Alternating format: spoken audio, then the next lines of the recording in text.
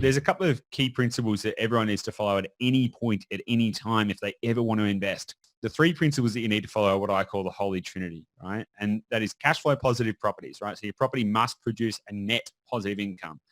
Secondly, you have to be in an area that is going to get good capital growth. Thirdly, you need to have the ability to manufacture some value in it in some way. Welcome to the My Future Business Show, where we get you in front of your best audience and keep you there. Not only are we interviewing the biggest names in business to help you become even more successful, we're inviting you to book your spot on the show to help you grow your business. So at the end of the call, make sure you fill in the interview application form at myfuturebusiness.com/interviews. Hi, and welcome back to the My Future Business Show. Today, do I have somebody very special on the line? We're going to be talking all things property investment, going to be talking about life and his journey through life. Welcome to the show, Mr. Goose McGrath. G'day, Rick. Absolute pleasure to be here. Thanks for having me on. Oh, look, it's absolutely my pleasure. Now, you and I were just talking about wine regions and property development, and we're going to be talking a lot about your experience with all of these things. But you also have a very meaningful story that I think our listeners are going to get a lot of value from, because they like to hear more about the person behind businesses, to give some context to the call. But before we jump into that, Goose, I'd love to share a little bit about things like your location, what you like to do in your downtime, and things like that. Would you mind sharing a little bit about yourself with the My Future Business audience? I'd absolutely love to. So I currently live in Bondi Beach in Sydney, but that's only a recent thing. I'm not actually from Sydney. Sydney's not my original home. And people talk to me about suburbs in Sydney, and I literally have no idea where they are. And me and my partner Gabby moved to Sydney just about a year ago, spontaneously, just because we created flexibility within our business and we could. And so we moved to Bondi, and we sort of haven't really gone anywhere else since. But like my passion, it consists of a couple of very simple things: learning in business and property. Now, that largely consumes most of my time, but I'm really satisfied and happy with life as it is. I mean, we get to enjoy our ability to help other people. We live in a beautiful place, and right now, like life's pretty good here in Sydney. That's fantastic. Do they still film the Bondi show on the beach? Is that still a thing? You know what? I think it is. I haven't had a television in 15 years. Yeah, I don't watch much. No. So, but a lot of people get excited about it, and they've pointed a couple of them out. I think some of the guys are there. I'm not familiar enough with this show, but I think it's still a thing. Yeah. Well, that's interesting that you say that, because oftentimes I hear those who are successful and busy living life, they don't often spend too much time looking at the box, because that's just a waste, isn't it? It is. I think, I find it that's a very interesting conversation, because my dad, when I was growing up, when I was busy on we got our very first computer back when it was, dial-up internet and all of that kind of stuff. And he was very much like, get away from that thing. It's going to rot your brain. Yet he would spend a lot of time watching television. I have ostensibly no issue with people watching moving pictures, right? Mm-hmm.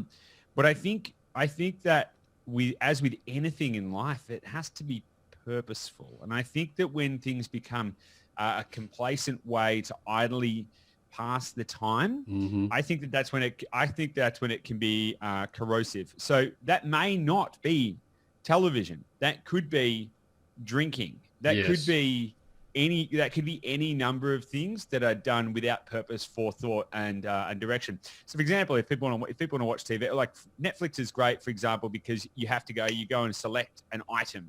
Yeah. And it's okay to switch off. I think the beauty in life is the space between the notes, and I think it's important to try and take that in as well. But yeah, I think you touched on a good point. Very few people I know spend a lot of time watching television. Yeah. Thank you very much for sharing this insight. It's wonderful. Now, I'd love to switch gears if we could, Goose, and talk a little bit about your journey through life, as it wasn't necessarily always roses, was it? No, absolutely not. But I think I'm absolutely enraptured with the journey that I've had through life, and I think ostensibly I'm I'm very, very blessed, I think. Hmm. So I guess a little bit of background on myself. Currently, we run a business in the real estate space. We help people to build property portfolios. We can talk a little bit about that in a bit. But my background certainly wasn't in real estate, and I wouldn't consider myself to be one of your typical kind of real estate guys. I don't wear suits. I avoid wearing shoes. I like to go to the beach. I don't have a Beautiful. fancy car, any of that kind of stuff. But my journey into this space came out of the back of a pretty tumultuous time in my own life. I mean, I left school early because I started my own business and I knew what I wanted to do. And I started a company. In fact, we actually had companies in 3 continents, and we were organizing music and arts festivals all over the world. And, we did stuff, everything from, Olympics to million-person events for the Malaysian government and like some really big, wild stuff. Big stuff.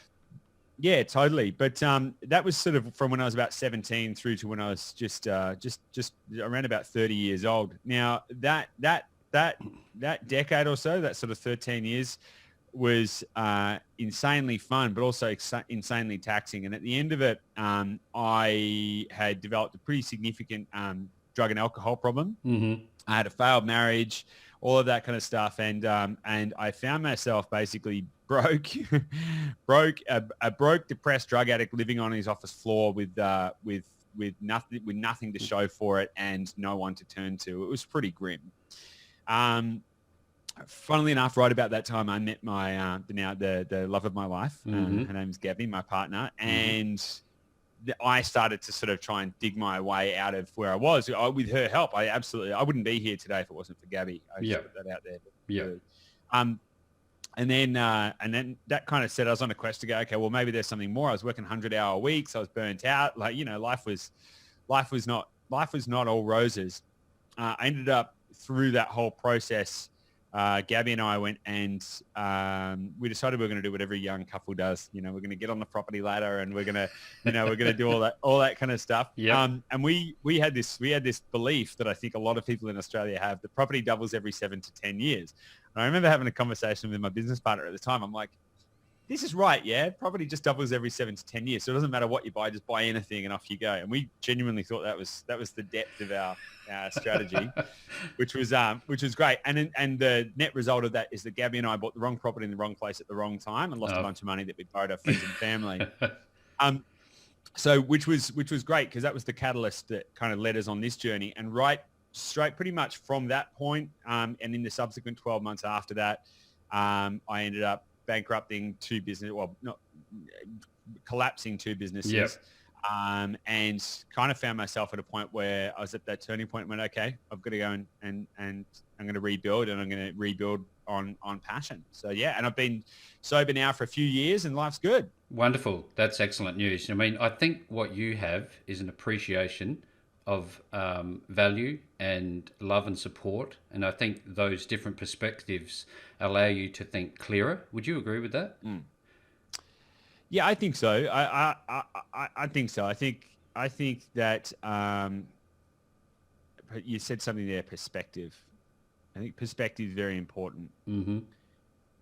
Yeah, I genuinely don't believe there's any, I don't believe there is a failure. A lot of people say, like, there's no such thing as failure. It's all lessons and all of that kind of stuff. Mm-hmm. Failures, for whatever terminology you want to use them, can be extremely painful at the time. But I have never had a challenge in my life that I haven't grown to become extremely grateful for. And that has built within myself an internal locus of understanding that anytime I feel resistance, friction, challenge, or whatever, it is actually, there must be something good in there. So I've actually come to enjoy it. And that's allowed me to embrace life and to give love as much as receive love. And yeah, I think I'm very grateful for the life that I've got and everything. You touched on a locus of control. I haven't heard that in many, many years. Now, life was happening to you, and then all of a sudden, the locus of control, you learnt about that somewhere along the line, and then you've embraced that you're responsible for everything that happens. Was that a profound moment for you?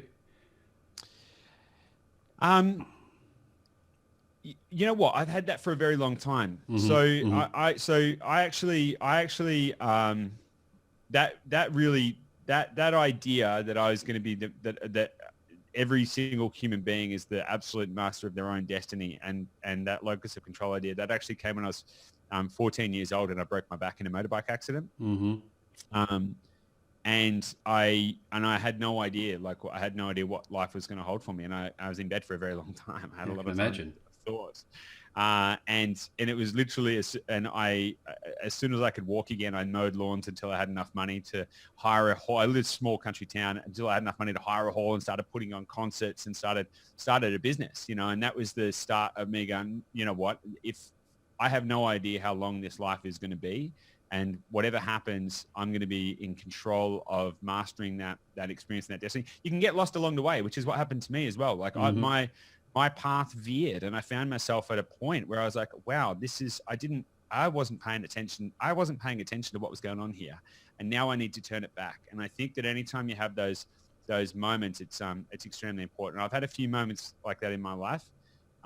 But yeah, there's a couple of key ones. When I was 14, and then obviously when I made a very strong decision to turn my life around, and to go to sobriety, change my business, change my life.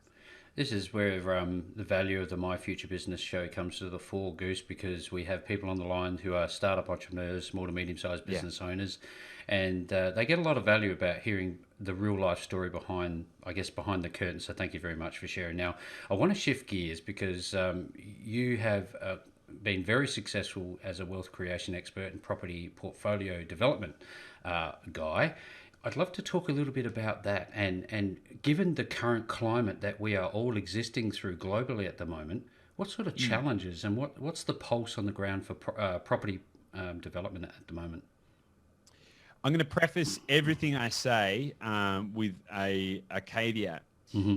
Whilst I have a positive outlook on a lot of things, I am absolutely not one of those head in the sand people that's constantly screaming, buy now, property's great, property's great. Mm-hmm. That is not my view. But with that being said, we are definitely in a very interesting time, right? We're in a very, very interesting time in the global economy and the Australian economy, and there are a lot of moving parts. There's a lot more to property investment, and even if we just take a little step back, like property investment is all property investment is a vehicle.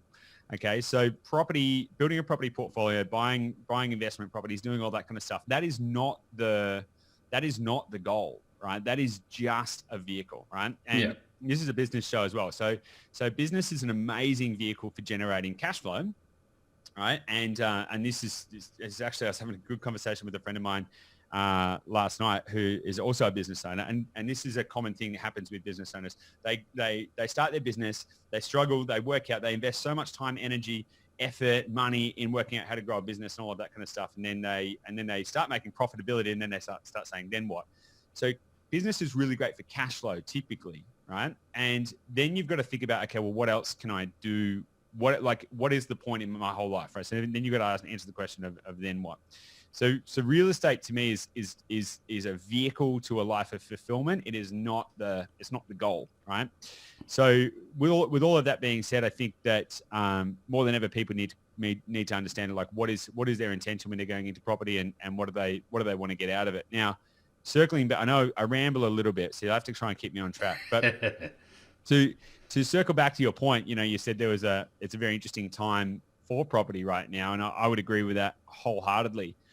I think that if I can kind of cut to the point of the question, it was kind of like, is property still because is it still viable? If you look at the overseas influences with certain countries, and how it's affecting our government's responses, in turn our own economic situation because of pandemic, so many moving parts, as you've mentioned, so many elements to consider. People are not opening their wallets per se. Yeah, totally. So here's a couple of observations over the last, 6 months that we've been going through this, roughly, we'll call it that. Yeah.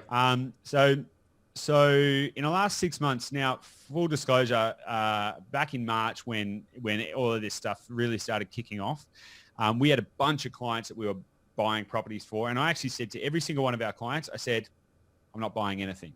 stop. Which sounds a little counterintuitive for someone whose business model is based around helping people to buy properties. But I was like, look, there's a lot of change. I am not prepared to march headlong into a situation that I don't understand the mechanics of, and I will not put you at risk in that way. So I said, we're going on pause, and I don't know how long we're going to go on pause for, but I'll let you know when it's time to go. Good, great. So we did that. Anyway, I took a few weeks out and really sort of looked at it. Now, some parts of the economy are suffering more than others, right? And this is very typical of any movement in the economy.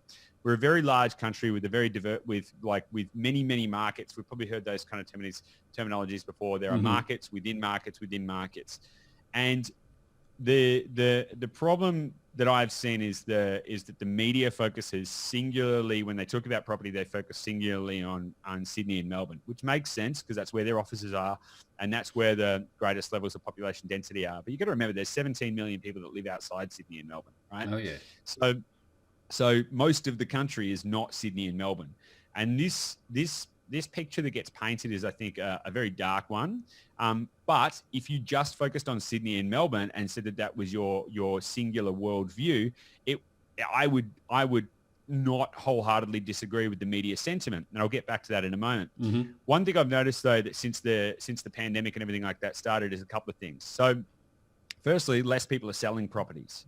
Okay, so a lot of people talk about this being a buyer's market, and there's houses foreclosing everywhere, and oh my god, it's just not true. Like that, I don't care who's saying it. That is a lie. Yeah, that is just not true. There are less people selling properties now than ever before. There are the homeowners, people who wanted to go and buy a home as opposed to an investment property. They still wanted to go buy a home.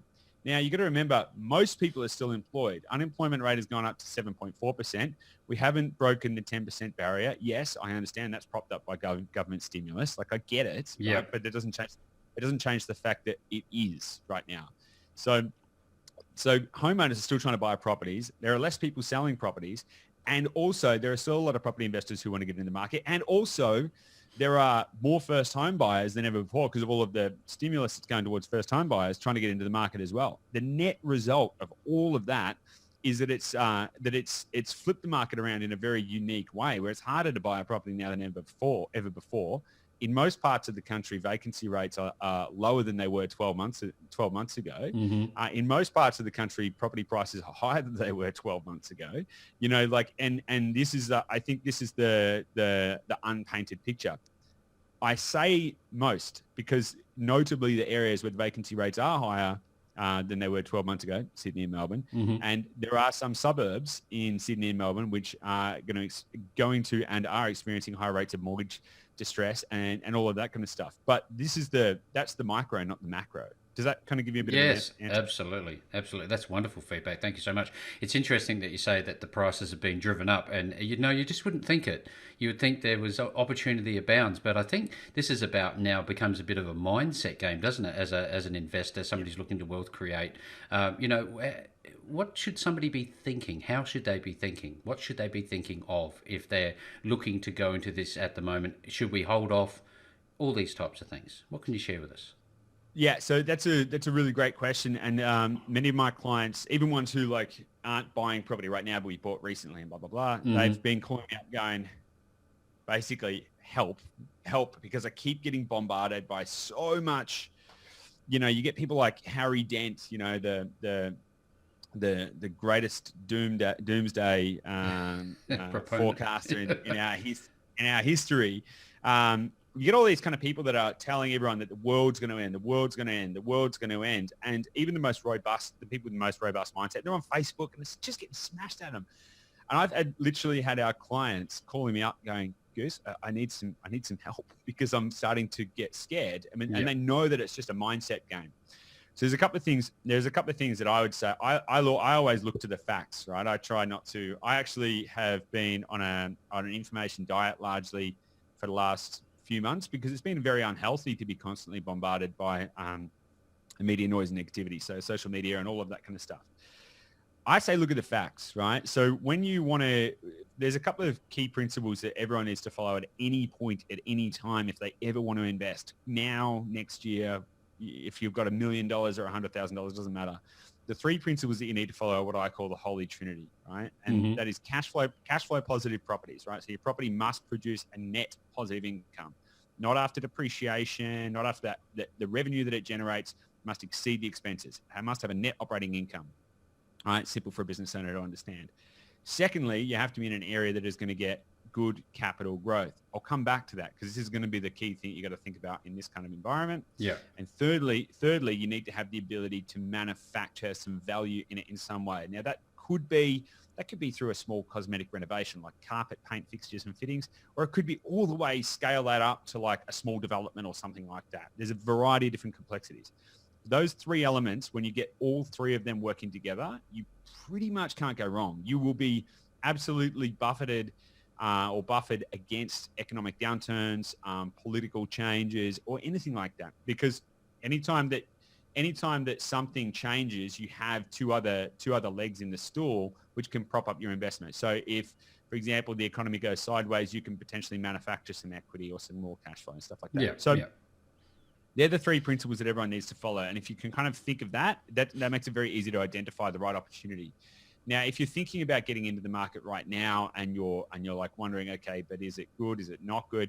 What I would say is look at the facts and look at the data. So there are many parts of the country right now where vacancy rates are decreasing a lot, right? Like, I don't mean just like marginally. I mean, like there are some suburbs that we've been buying properties in where the vacancy rate is literally 0%. And what that means is that there are 0 properties available to rent in that environment, and there is an extreme that's due to high demand, as opposed to some places in the country where there's like 16% vacancy rate, which is extremely high. And then you've got to look at what is going to cause people to go to that area, and because it's very easy to kind of get caught in a short spiking trends. So, for example, you're going to go, well, that might be all good, well and good now, but is this just symptomatic of the current environment? Is this just an anomaly? Well, then you've got to go, okay, well, that's fine. Why would people want to live there? And you've got to look for a number of core drivers, largely around, jobs, lifestyle, all of that kind of stuff. Okay, is this sustainable and is this long-term sustainable? Another thing I would suggest, and this is very high level, obviously there's a lot to take in out there. Yeah, the other thing that I would encourage people to think about is not just look for low vacancy rates, and not just look for high yields, and not just look for all of that kind of stuff, but look for long-term diversified economic stability. So what I mean by that is there are some parts of the country right now, mining areas, for example, like Port Hedland and Tom Price and all of this kind of stuff, where the market is it's really good. If you just looked at all of the numbers, you would go, bang, I'm going to put my money there. But it's a single point sensitive economy. And this is one of the things that I always encourage people to avoid is you want to always look for an area that has at least three significant industries, so that if any one of them changes, the industry's not going to collapse. Yeah, that's wonderful insight. That's not something that people would generally think about, nor would, once you've got your finger in the pie, you've got your first property, do you manage it yourself? Do you have a property manager? What would you say to that? Always have a property manager. Like it's not even a question in my mind. Always have a property manager. And here's one of the biggest mistakes I see a lot of people make, particularly when they're starting out investing, is they think, look, just for my first one, right? I want it to be nearby. And I ask, okay, so why? Why? Well, just so I could look at it. Yeah, just in case. And I'm like, hang on a second. Do you want to go around there and look through the curtains? I'm like, so yeah, are you a creep? And I always say to people, do you own any shares? It's like, well, yeah, most people own some. Yeah. Some, if it's around a couple $100 or whatever. I'm like, when was the last time you went and visited your shares? And they're like, light bulb moment. Totally. Because here's the thing. The other reason a lot of people want to have a property that's close to them is just in case something goes wrong. And to that, I say, are you a handyman? Are you going to go and unblock the toilet? Is that what you're planning on doing? Now, when you decide to manage a property yourself, you're essentially taking on a second job. This is not what people want to do. Unless you have some burning desire that you've always wanted to be a property manager or you've always wanted to be a handyman, then don't do it, because ultimately all you're trying to do is employ yourself in another job. And I think that actually lends back into a really a really big thing that all business owners need to consider is like, what is your effective hourly rate? If your effective hourly rate in your business is that you can, by focusing your time, energy, and efforts in your business, I don't know, maybe just say generate $1,000 in an effective hour, right? Yeah. If anything that costs less than $1,000, you should consider outsourcing. I can absolutely tell you that doing a cosmetic renovation, going and blocking a toilet, or holding open homes to get tenants into your property, that's a lot less. That is a lot less than like $1,000 an hour. And I would strongly recommend that that's not the highest and best use, particularly of a business owner's time, unless you've got a real just genuine interest in that, or you're a tradie and you know what to do.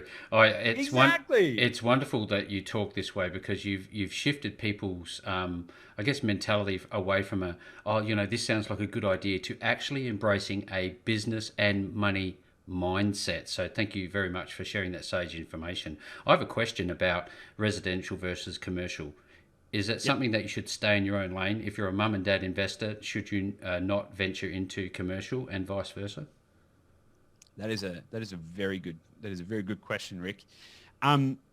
Predominantly what I do is I help people to invest in residential real estate.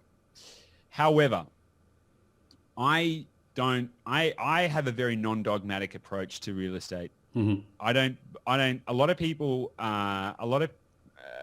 professionals, spruikers, people who've got a course, whatever the case may be. Yeah. They focus first and foremost on a tactic. So their tactic might be commercial property, or it could be renovate for profit, or it could be boarding house conversions, or it could be small developments. And they'll have one tactic that they focus on, and they will shout from the rooftops that this one tactic is the truth, the right, and the way, and that's the only thing you're ever going to need to do to get to the promised land of a life of fulfillment. And I think they're all wrong, every single one of them. I think that all of those tactics work and are fantastic, but in the tapestry of a life, you cannot eat one meal for your whole life, right? It just doesn't work. You don't have the requisite nutrition. You get weak in certain areas.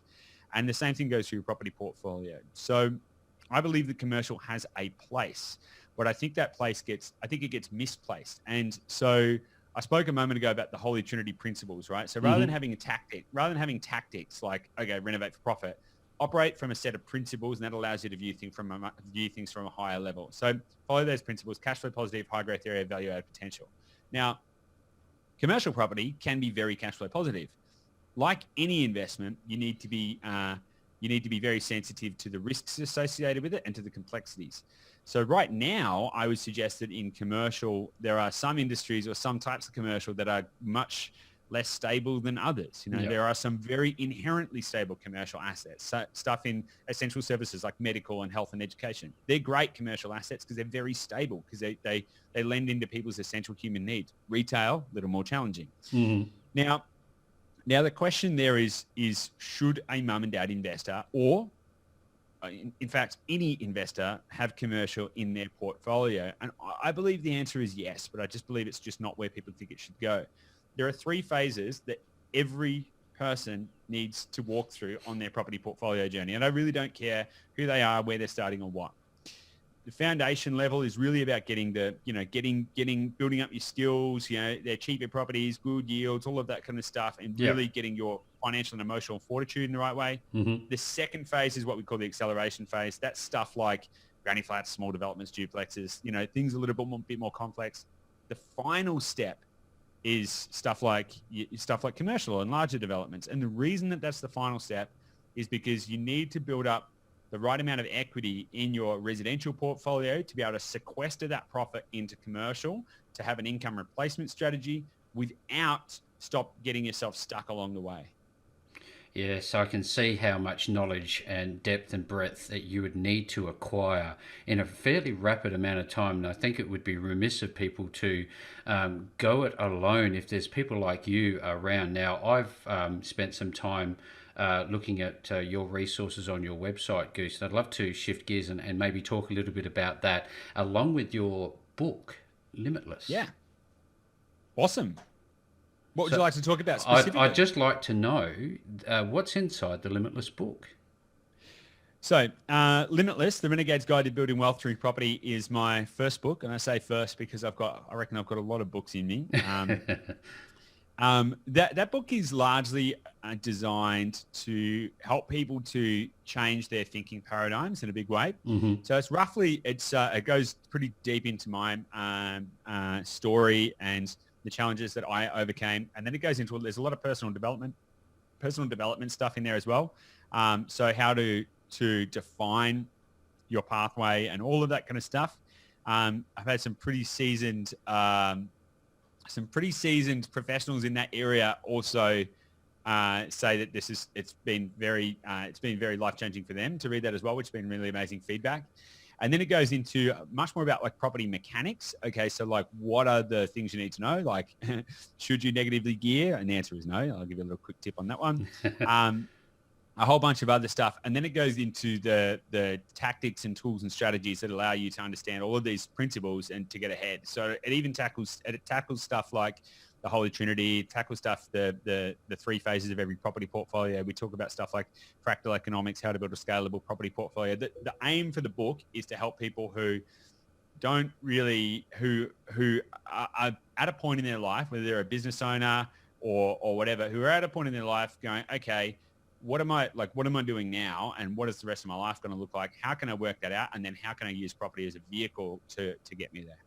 I can see as an investor myself, a residential investor, and I see there are some complexities. Now, getting this book is one step to, I guess, unraveling the mysteries of property development portfolio. When people want to actually contact you, what will be the process that you take them through? Well, that is a good question. So there's a couple of things I would say as a little precursor to that. We've got we produce a podcast as well.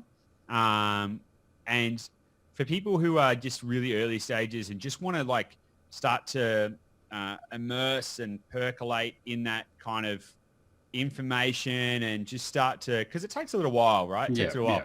For people who want to percolate, I would suggest just head to the investorlab.com.au and start listening to the podcast. Check that out. It's super valuable. Once you got to a point where you're like, okay, cool, right? I'm good. Perhaps I've read the book and I've listened to the podcast and all that kind of stuff. Then the best bet is to jump on a 15-minute call with either me or one of my team so that we can understand where you're at. Now, the 15-minute call that we have with people, it's basically like a head check. Okay, do you need more information? Where are you at on your journey? Have you spoken to a broker? Are you financially prepared? All of that stuff is designed because a lot of people try and run before they can walk.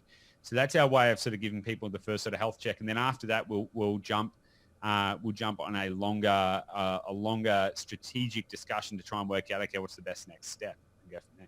Yeah, that's wonderful. I mean, this is a conversation, knowing all the different layers that there are involved with this. This is just I guess, a bit of a teaser for everybody who's on the show with us today, Goose. But with all that being said, and knowing as much as you do, if you were on the call today and you're wondering about this, especially in the times that we're working through at the moment, I would certainly make sure to reach out to Goose at theinvestorlab.com.au. I will be making the links back to Goose and his wonderful team available below this post. No matter where you see it, you will find the links back to Goose.